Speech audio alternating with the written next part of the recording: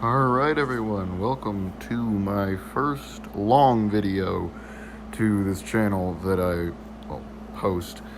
Today we will be ranking all 10 of the Akatsuki members by their character design, and this is counting them as Akatsuki members, so we're not counting Yellow Mask Obito, White Mask Obito, Nagato, or any of Sasuke's offshoot members of the Akatsuki, because I don't really count them. Also, before anyone says anything, yes, I am using Kisuke Urahara as my channel avatar. So, anyways, without further ado, let's get into the ranking. Coming in at number 10, we have Hedon. Personally, I don't have anything against his design. I just feel like it's a relatively nothing design. In my opinion, he looks more like a member of Organization 13 from Kingdom Hearts rather than a Akatsuki member. Personally, it's like, he doesn't really strike me as the member of an evil organization type. He more so sends me like garage band vibes more than anything. So yeah, it's not a bad design in my opinion. It's just kind of a boring design in my opinion. Alright, so for these next two, they're gonna kind of have the same arguments and can kind of be interchangeable, but at number 9, I'm giving the spot to Conan. Personally, I have nothing against Conan as a character. I just feel like her design is, like Hedon, relatively boring in terms of, well, compared to the other Akatsuki members that are like higher up on the list, as you'll see later. Coming in at number 8, we are having the puppet man himself, Sasori. Personally, I feel like with Conan and Hedon, his design is a relatively boring-ish design compared to the others. Though his weird robot puppet body that's under the cloak kind of gives him an edge over the other two. But other than that, yeah, these first three can kind of be interchangeable. Coming in at number 7, we have Pain. Now, before I had thought this over, I had originally had Pain at number 10 because I feel like his piercings kind of make him look goofy, like not really threatening, like not the leader of a terrorist organization like he actually is. But now thinking it over, I feel like his design is better than I originally thought it was, and also at least his design is somewhat unique compared to the last three, and also the Renegon also gives him kind of props. And scenes where he doesn't have his headband and his cloak is torn also make him look more threatening and more intimidating than he does with his original outfit. But anyways, on to number 6. At number 6, we have Daedra.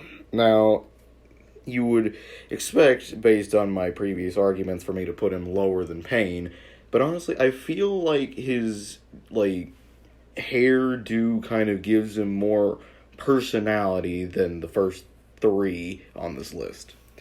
And also the yellow, and it gives him a more flamboyant vibe, which I feel like fits his personality way more than the first 3 just kind of being relatively just nothing designs.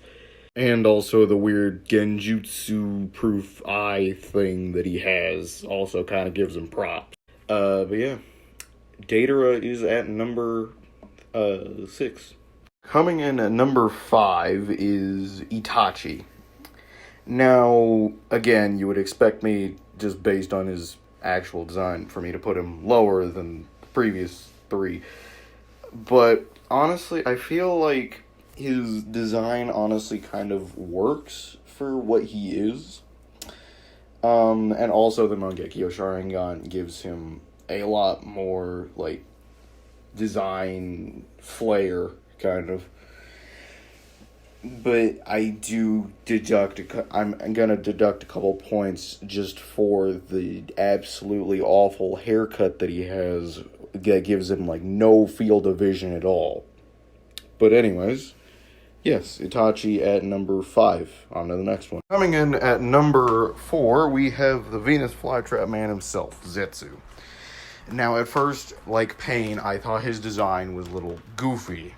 but thinking it over, it does give him a lot more design personality and flamboyance with that, like, idiotic whatever the crap he has on his head.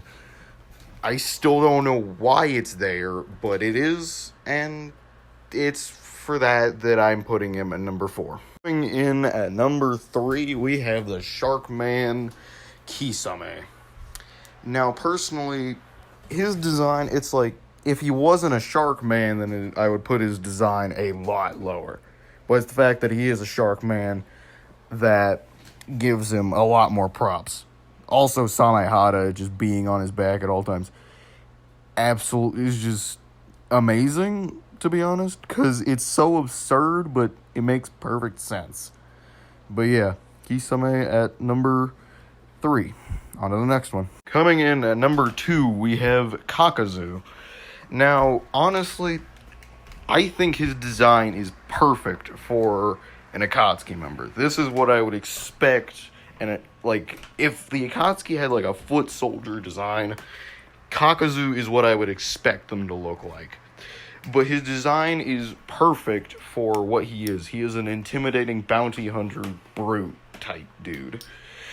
And his design emulates that perfectly, with the mask and the green eyes and the whatever else. And his, like, battle design is also slightly terrifying, but yeah. Kakazu at number 2. On to number 1. Now to number 1. If you have been following along at all for this entire video, you would know, just from process of elimination, number 1 is Obito.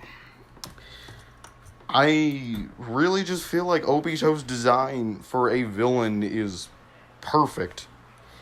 Like, this is much more of an intimidating design than what Pain is. Like, the swirly pumpkin mask, the one singular eye hole, the, like, no, like, actual skin showing, therefore you can't tell, like, what at all he looks like. I feel like it's perfect for a villain. Yep, Obito at number 1. I'm sure that a lot of people will agree with me on this, but Obito at number 1. Well, for all who have stuck around to the end of this video, thanks for watching. If you want to see more content like this whenever I decide to post, please subscribe. Or don't, it's fine. But yeah, thank you for watching, and I'll see you next time.